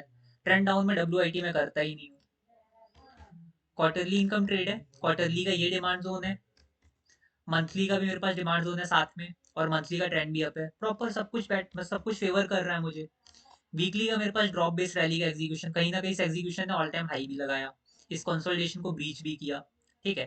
तो पावरफुल एग्जीक्यूशन था, जैसी एंट्री मिली इसमें बहुत अच्छा रिएक्शन मिला, इसके अंदर 1:2 से ज्यादा मिला। इसके अंदर अगर आप बुक करते मैक्सिमम यहाँ तक तो जाते ना, 1:4 तक, 1:4.55। तो ट्रेलिंग मेथड से सबसे पहले आपका टारगेट होता 1:1, 1:1 हिट किया, ऊपर गया और ऊपर गया और ऊपर गया, 1:3 हुआ, 1:4 हुआ, देन 1:4.88 तक, यहाँ आपका 1:5 तक आई थिंक गया था ये मैक्सिमम, ये देखो 1:5 इसमें हिट किया। 1:5 आपका फिर जैसे स्टॉप लॉस बन जाएगा, 1:6 आपका टारगेट बनेगा। तो 1:5 के बाद ही नीचे आया तो आपको बुक करने का मौका मिला, आपको मैक्सिमम यहाँ तक मिल पाता 1:5 तक ट्रेलिंग मेथड में, ठीक है। अगला स्टॉक देखते हैं, पीओसीएल। अब ये वाला ना बिना एंट्री दिए चल गया था, अच्छा ट्रेड था, एग्रेसिव चला, मतलब कंजर्वेटिव एरिया में नहीं आ पाया था पीओसीएल। पीओसीएल हमारे पास मंथली का डिमांड जोन है, ठीक है। वीकली में मेरे पास ट्रेंड अप है, एंड डेली में मेरे पास दो एग्जीक्यूशन है। अब जो लोग एग्रेसिव प्ले करते हैं, ऊपर वाला demand zone drop, 2 base 3 base rally, अच्छा डिमांड जोन है। कहीं ना कहीं इस डिमांड जोन ने सप्लाई जोन को ब्रीच किया, अचीवमेंट भी है। पर मुझे बेटर लगता है कंजर्वेटिव प्ले करना। जो एग्रेसिव प्ले करते हैं उनके पास एग्जीक्यूशन था, चार्ट देखने के बाद भी एंट्री भी मिली है, टाइम भी मिला प्रॉपर, एंड अच्छा खासा ऊपर वाले एरिया ने 1:2 टारगेट दिया, बट हम लोग का एंट्री पॉइंट नीचे था, ठीक है। अगर ऊपर हम लोग एंट्री पॉइंट रखते, लेवल ओवर द लेवल मान के चलते, 50-50 करते, जो हम लोगों ने पढ़ा है कि ऊपर 50 ऐड कर दो, नीचे 50 ऐड कर दो, तो जो लोग वैसे ट्रेड करते हैं उनको इधर पे टारगेट मिल गया होगा, मेरे हिसाब से मिस हो गया, ठीक है। अगर मैं 50-50 करके करता तो ऊपर वाले एरिया को 50% कैपिटल पे ट्रेड करता, नीचे वाले एरिया को 50 पे, मतलब जो भी मेरा एक ट्रेड के लिए कैपिटल रहता उसका 50-50 करके, और ऊपर वाले एरिया ने मुझे 1:1 से ज्यादा दिया, ऑलमोस्ट 1:2 मेरा हिट होता, ठीक है। तो ये ट्रेड मान के चलते मिस हुआ, यही मैंने लिखा भी कि मिस हो गया एक ट्रेड, ठीक है। एंड इस वीक हमारे को 4 एंट्रीज मिला, चारों में से एक ट्रेड हम लोग का चला है, बाकी 3 मिस था, मतलब एंट्री टच नहीं किया, लोकेशन से ही चल गया। जिसमें एस्टरडीएम हमारे पास परफेक्ट ट्रेड था एक, ये भी हमारे पास क्यूआईटी ट्रेड है, एस्टरडीएम, ठीक है। क्वार्टरली इनकम ट्रेड है, रैली, बेस रैली का demand zone, proper demand zone है। मंथली का मेरे पास ट्रेंड देखो आप है, ट्रेंड फेवर कर रहा है। वीकली में मेरे पास ये वाला एग्जीक्यूशन है, रैली, 4 बेस रैली का। यहाँ पे जैसे ही एंट्री मिला, इसमें 1:1 से अभी 1:1 से ज्यादा का टारगेट चल रहा है, ट्रेलिंग हमारा चालू है। जब भी इसमें नीचे आएगा, इस लाइन को टच करेगा, हम बुक कर सकते हैं, मतलब एक टारगेट हम लोग का हिट हो चुका है। 1:1 के बाद वापस इस लाइन को अगर टच करता है तो बुक करेंगे, एल्स हम लोग 1:2 1:3 जहां तक जा रहा है 1:2 पे टारगेट रखेंगे, वैसा ट्रेलिंग चालू कर सकते हैं, ठीक है। तो ये स्टॉक एक तरह का, ये भी काफी अच्छा पिक था, इसमें काफी टाइम से मेरा एंट्री का वेट था। एंड इसके अलावा मैं मतलब अभी अगर इक्विटी कर रहा होता तो मैं परफेक्टली इसमें एंट्री लेता, one of the best trade था ये भी। अगला स्टॉक है बैंक ऑफ बड़ौदा।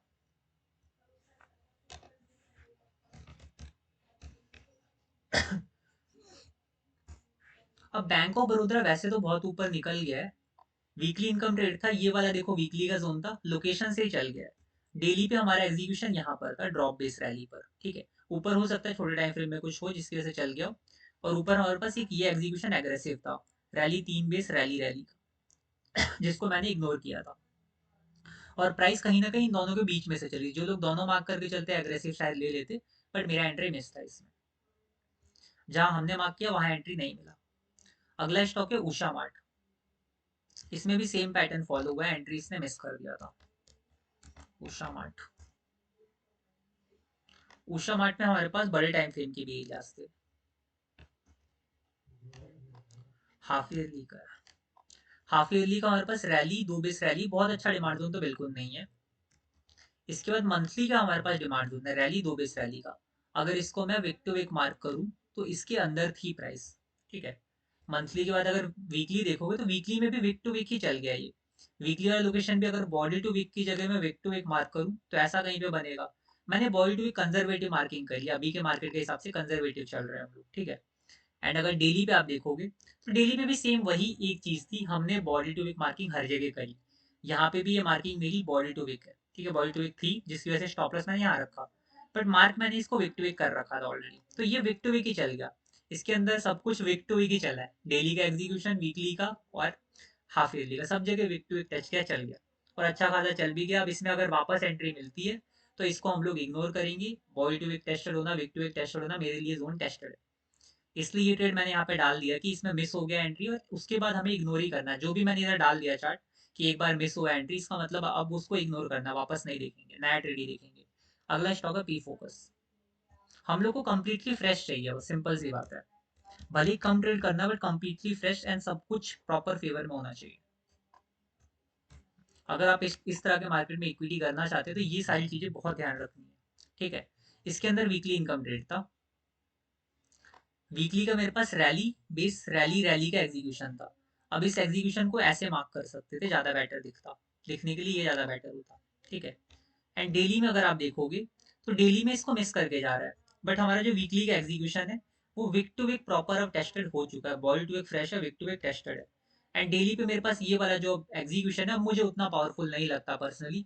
अब अगर इसमें नीचे आती है प्राइस तो ट्रेंड भी शायद साइडवेज हो जाएगा, और ये ट्रेड भी हम लोग इग्नोर करेंगे। अब आता है लोकेशन से रिएक्शन बहुत अच्छा खासा आ गया, ऑलमोस्ट 35% चल चुका है, तो इस ट्रेड को हम लोग इग्नोर करके चलेंगे। अब आगे का भी एंट्री मिलती है। तो ये हमारा लास्ट 2 वीक का ऑटोजोनस का टीम स्पीक का रिपोर्ट था जो अभी हमने एनालाइज किया। ठीक है, सारी ट्रेड्स का क्लियर है सबको डिस्कशन? आगे कंटिन्यू करें? यहाँ तक डाउट है किसी को कुछ?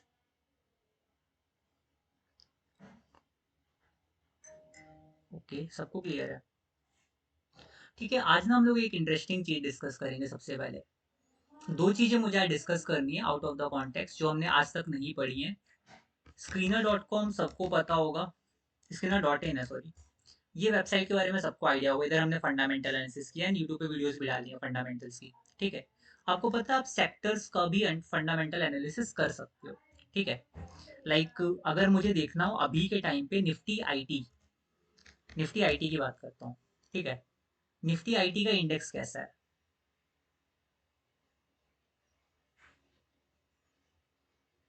ये वाला है शायद। एक बार निफ्टी का चेक करते हैं। निफ्टी 50 का हमारे पास है, निफ्टी 50 एक बार देख लेते हैं।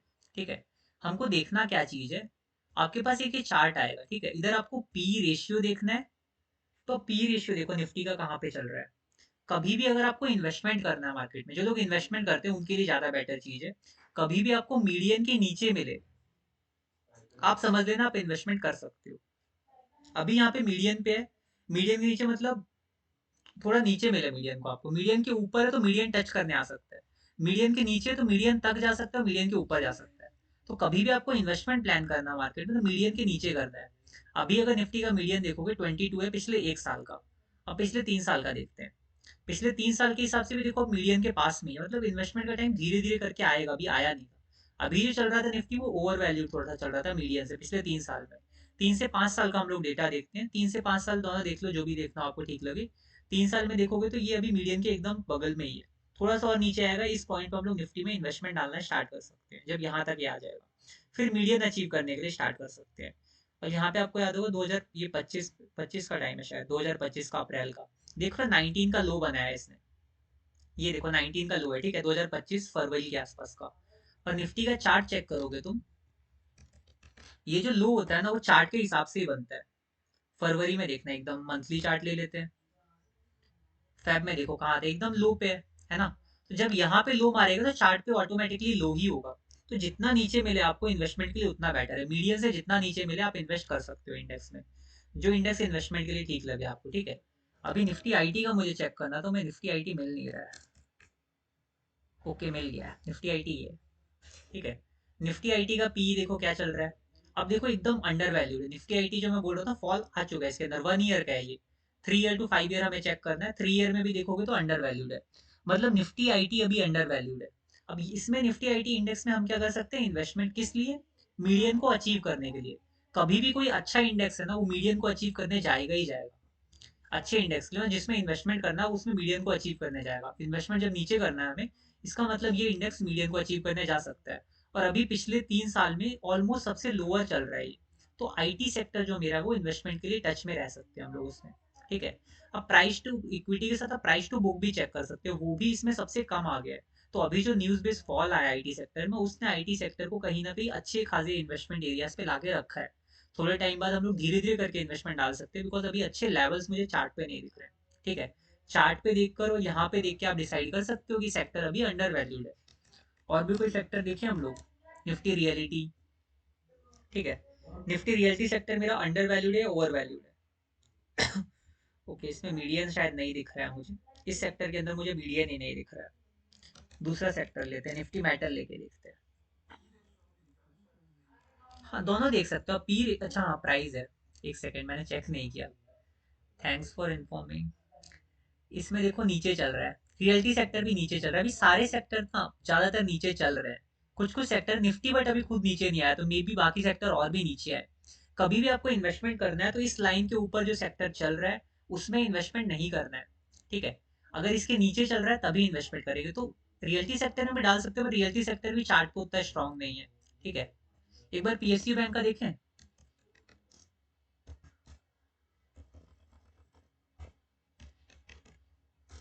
अब ये फंडामेंटल एनालिसिस में मैंने पढ़ा था कहीं पे, दैट्स वाई मैंने शेयर करा अभी, ठीक है।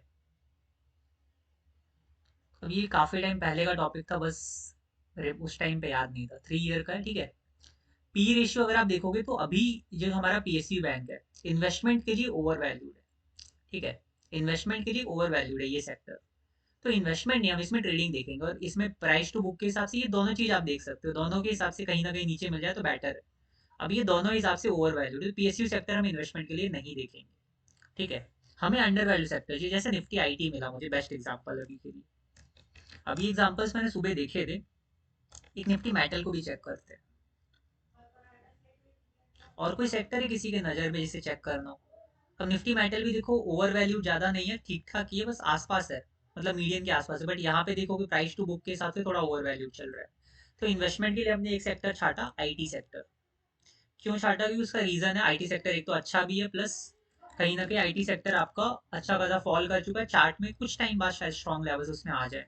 निफ्टी बैंक भी देख लेते हैं एक बार, क्योंकि बैंकिंग सेक्टर ज़्यादातर बहुत स्ट्रॉन्ग दिखते हैं।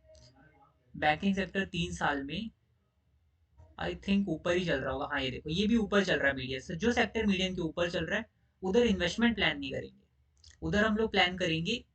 इसके अंदर देखो थोड़ा नीचे है, अभी देखोगे तो प्राइस टू बुक के हिसाब से थोड़ा ओवर वैल्यूड ही है, मीडियन पे नहीं गया है। पिछले कुछ टाइम से 2024 से नहीं गया मीडियन पे, but price to equity ratio के हिसाब से अभी ओवर वैल्यूड चल रहा है थोड़ा सा। तो इसमें 50-50 है, कर सकते हो नहीं भी कर सकते हो, ठीक है। दोनों रेशियो फेवर कर जाते हो तो ज़्यादा बेटर होता है। सो ये एक सिंपल सी चीज़ है, आप देख सकते हो कि कौन सा सेक्टर बेटर है, कौन सा सेक्टर बेटर नहीं है इन्वेस्टमेंट के लिए, आप ऐसा चेक कर सकते हो। और जब यहाँ पे लो बना होगा तो वो सेक्टर का भी सबसे लोएस्ट पॉइंट ही होगा पिछले 3 साल का, ठीक है। चार्ट से मैच करके देखना है, ग्राफ बहुत हद तक मैच करेगा आपका, तो जितना बेटर है उतना नीचे मिल सकता है, ठीक है। ये समझ आया सबको? यहाँ पे आप देख सकते हो फंडामेंटली कौन सा लोअर पॉइंट है, मीडियन को अचीव करने के लिए इन्वेस्ट कर सकते हो, ठीक है। अब जो स्टॉक्स में ये कर सकते हो, स्टॉक्स में लेवल्स के साथ करना, मतलब अगर डिमांड सप्लाई यूज करते हो ना, तो डिमांड जोन में आए, किसी बड़े टाइम फ्रेम के जोन में आए, तो आप देख सकते हो इन्वेस्टमेंट के लिए। पर डिमांड जोन वाइज टेक्निकल आप करके देखना, ये सेक्टर के लिए मैंने इसलिए बोला क्योंकि सेक्टर के लोअर पॉइंट हम लोग इस तरह डिटेक्ट कर सकते हैं स्टॉक वाइज पूरा टीडीए करके। बट एक इंडिविजुअल स्टॉक है तो उसके फंडामेंटल्स भी देखने जरूरी है ना। क्या पता फंडामेंटली बेकार हो और यहाँ पे आपको दिख जाए लोअर पॉइंट है तो वो कभी उठे ही ना वहां से। तो स्टॉक्स में बाकी चीजें भी देखनी होती है। ये इंडेक्स के लिए सिंपल सा था कि इंडेक्स के लिए देख के डिसाइड कर सकते हो ओवर वैल्यूड है, अंडर वैल्यूड है, मीडियन को अचीव करने जा सकता है, ठीक है।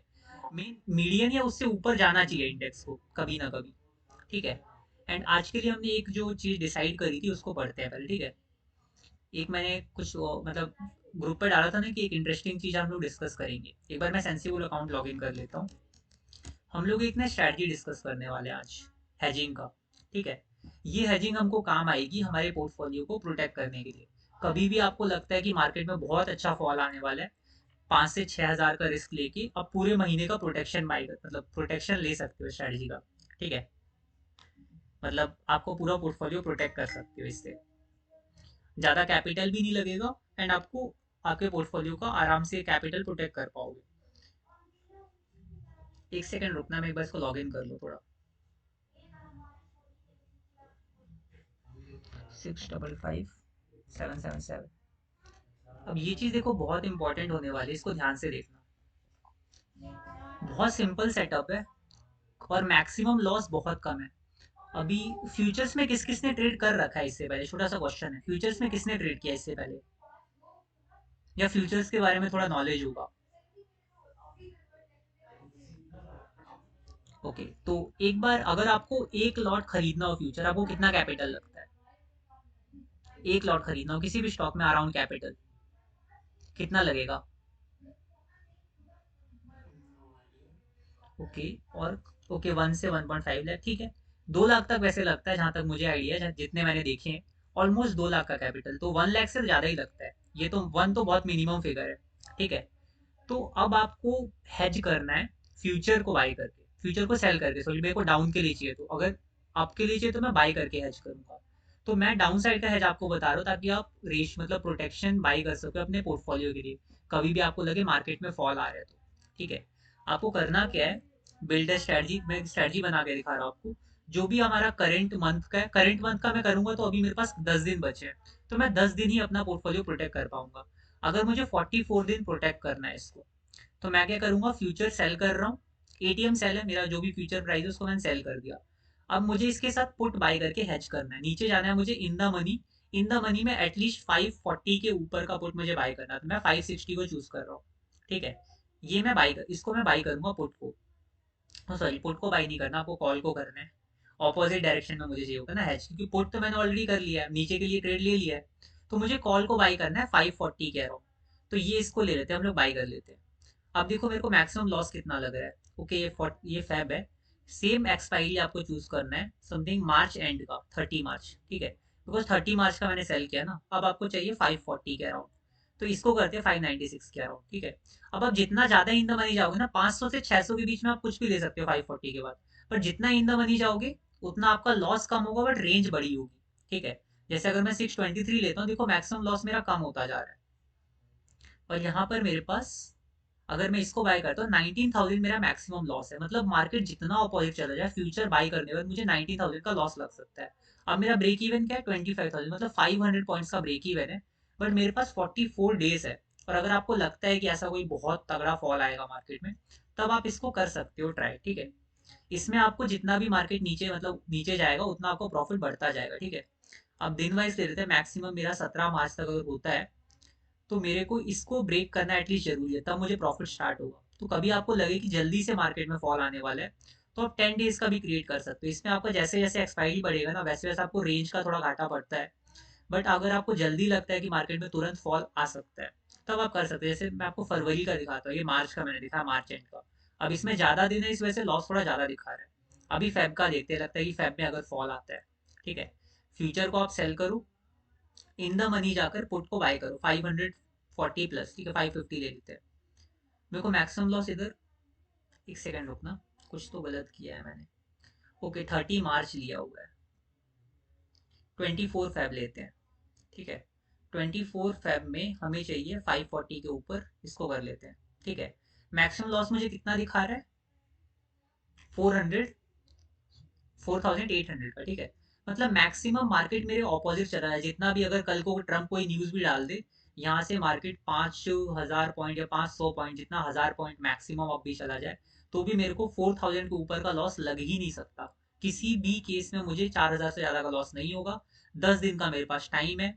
अगर सिंगल डे कल आपको लगता है कि कोई न्यूज है, इवेंट है, जिसकी वजह से मार्केट बहुत फॉल कर सकता है, आप इसको क्रिएट करके अपने पोर्टफोलियो को सिक्योर कर सकते हो। अगर आपको लगता है कि बहुत ज़्यादा फॉल मार्केट में आने वाला है, और आप मान के चलो अगर कोई बहुत अच्छा फॉल है, एंड अगर सेम डे आता है, तो आपको बहुत अच्छा रिटर्न मिलता है, सेम डे आपको बहुत अच्छे रिटर्न के अंदर मिलते हैं। 2% मार्केट फॉल करता है, सीधा 11,000 आपको मिल जाता है। अब अगर ज़्यादा दिन हम लोग होल्ड करते हैं, कंटिन्यूस फॉल आता है, जैसे कोविड जैसा कोई फॉल आ रहा है, तो आप इसको लेकर अच्छा खासा होल्ड कर सकते हैं। जितना ज़्यादा गिरेगा आपका प्रॉफिट इसके अंदर अनलिमिटेड है।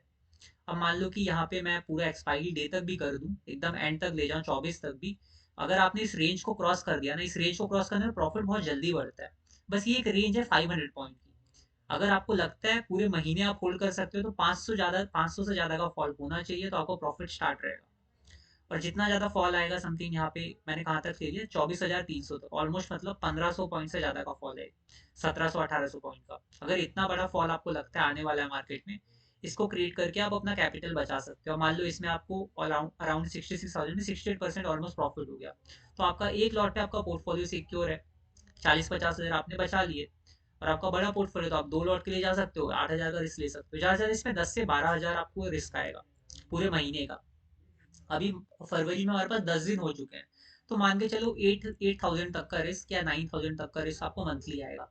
पहले इसमें थोड़ा कुछ चेंजेस हुए हैं, वरना पहले आपका रिस्क आता था 3 to 4,000 मंथली का।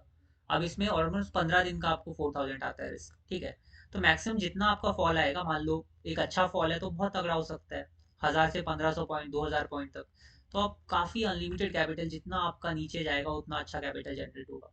बस आपको 500 पॉइंट्स के रेंज को क्रॉस करना है पूरे महीने में, जब तक आपने बाई करा। अभी जो, अगर मैं इसको रीसेट करूं, अभी चल रहा है यहाँ पे निफ्टी 25,400 में, एक बार वो 500 पॉइंट का रेंज आपने क्रॉस कर लिया, उसके बाद आपको प्रॉफिट ही होगा उसके अंदर। अगर आपको लगता है कोई ऐसा न्यूज़ है आने वाले टाइम में मार्केट बहुत ब्रूटल फॉल करेगा, कंटिन्यूस फॉलिंग फॉल चलता रहेगा, तो आप कर सकते हो इसको क्रिएट, ठीक है। अब अगर आपको लगता है कि कल सिंगल डे में भी मार्केट फॉल करने वाला है, तो भी आप क्रिएट करो, तब तो और दिक्कत नहीं है। इसमें आपको ऊपर के साइड का लॉस मैक्सिमम 4000 है, राइट। एंड आपको लगता है कि मार्केट बहुत ज़्यादा राइज फॉल करने वाला है तो क्रिएट कर सकते हो। देखो इसमें कितना जल्दी प्रॉफिट बढ़ रहा है। अब तो आपका जहाँ पे ब्रेक इवन था वहीं तक आपको 11,000 का प्रॉफिट हो जाएगा। पर जैसे जैसे दिन बढ़ते जाते हैं वैसे वैसे रेंज आपकी बड़ी हो रही है। तो 500 की रेंज को बीट करके एक बड़ा फॉल आना जरूरी है। कभी भी आपको लगे कि मार्केट बहुत ब्रूटल फॉल करने वाला है, मेरा पोर्टफोलियो मुझे सिक्योर रखना है, मैं लॉन्ग टर्म इन्वेस्टर हूँ, फंडामेंटली मैंने लॉन्ग टर्म 10 साल के लिए पिक किए हैं स्टॉक्स, मुझे सेल नहीं करना उनको, तो उनका पैसा बचाने के लिए आप एक की जगह 2 लॉट भी कर सकते हो। अब मार्जिन देखो कितना लग रहा है आपका, 69,000। अगर मैं नेकेड फ्यूचर करूँ तो मुझे कितना लगता है, 1.87 लाख। इतने में मैं 3 बाई कर लूंगा। इस सेम क्वांटिटी में मैं 3 बाई कर सकता हूँ हेज करके। यहाँ पे मैं फ्यूचर के 3 लॉट बाई करूंगा तो मुझे कितना लग रहा है, 5.6 लाख। ठीक है। सेम काम कर लो हेज करके, 24 फेब। ठीक है। हम लोग 5/5 ले लेते हैं, बाई करते हैं। एक सेकेंड, 3 लॉट, हाँ। मैक्सिमम लॉस कितना है मेरा, 14,000 का। अब बड़ा पोर्टफोलियो है तो इतना तो बंदा ले सकता है लॉस, राइट। एक्सपायरी तक नहीं लेते हैं अभी, सेम डे का लेते हैं। अब कैपिटल कितना लगा मेरे को, 2 लाख का। मैंने 3 लाख कैपिटल सेव किया हेज करने की वजह से, और मेरे को मैक्सिमम लॉस भी मेरा लिमिट हो गया। फ्यूचर्स में मैक्सिमम लॉस कभी लिमिट नहीं होता, अनलिमिटेड होता है, जितना दूर जाता है आप हेज कर लो फिर नहीं, लिमिट नहीं हो पाता। बट यहाँ हमने इन द मनी बाइंग करके लिमिट किया है इसको। इसके बाद अगर फॉल आता है, अब देखो कितना तगड़ा प्रॉफिट होगा इधर आपको। इसी पर्टिकुलर पॉइंट पे जहाँ पे हम देख रहे थे 11,000 का प्रॉफिट है, आपको वहीं पे हो रहा है समथिंग 33,000 का प्रॉफिट। अब मान लो आपको लगता है बहुत तगड़ा फॉल आएगा, आप 1-2 लाख का कैपिटल हेज भी कर सकते हो। इस हेजिंग के लिए ना आपको एक्स्ट्रा कैपिटल की भी नीड नहीं है। सिर्फ आपके अगर अकाउंट में 20,000 रुपए है ना, आप पूरे पोर्टफोलियो को प्लेज करो, आपको पूरा मार्जिन मिल जाएगा 2 लाख तक का। अगर आपका 8-10 लाख का पोर्टफोलियो तो आपको 7-8 लाख मार्जिन मिल जाएगा। और ये 20,000 का अमाउंट रख के आप इसको हेज को क्रिएट करके, अगर मैक्सिमम लॉस लगा तो 14,000 के ऊपर लग ही नहीं सकता आपको लॉस किसी भी केस में। ठीक है। 3 लॉट से क्रिएट कर आपको मस्त बहुत अच्छा रिटर्न बनेगा, और ये आपके पूरे पोर्टफोलियो को सिक्योर कर सकता है। समझ आया ये सबको? आप अपने पोर्टफोलियो को एक एग्रेसिव फॉल में कैसे सिक्योर कर सकते हो। क्योंकि उस टाइम पे सबसे ज्यादा फियर होता है, जो इन्वेस्टर्स होते हैं उनका बड़ा कैपिटल लगा होता है, वो उसी को प्लेज करके सिर्फ 10, 14, 14, 15 हजार रुपए एक्स्ट्रा डालकर अपने डीमेट में उस पूरी पोजीशन को होल्ड कर सकते हैं। Pledge amount plus 20-30 thousand extra add कर लो, क्योंकि थोड़ा सा मार्जिन एक्स्ट्रा लेके चलना चाहिए।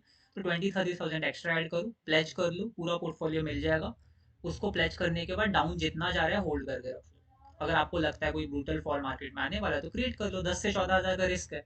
और जब आपका 8 to 10 लाख का पोर्टफोलियो तो 10 हजार 14 हजार का रिस्क क्या ही होता है, राइट। वो आपको एक ट्रेड में आपका आराम से 8-10 हजार का स्टॉप लॉस होता है उस टाइम पे। तो एक ट्रेड का स्टॉप लॉस खाकर आप बहुत अच्छा रिटर्न जनरेट कर पाओगे, और आप पूरे फॉल को झेल जाओगे 1 महीने तक। 1 महीने तक जहां आपको लगता है ब्रूटल फॉल आता है क्रिएट करो। इसमें डाउट है किसी को? एक बार मैं रिकॉर्डिंग को ऑफ करता हूँ फिर हम लोग डाउट्स लेते हैं।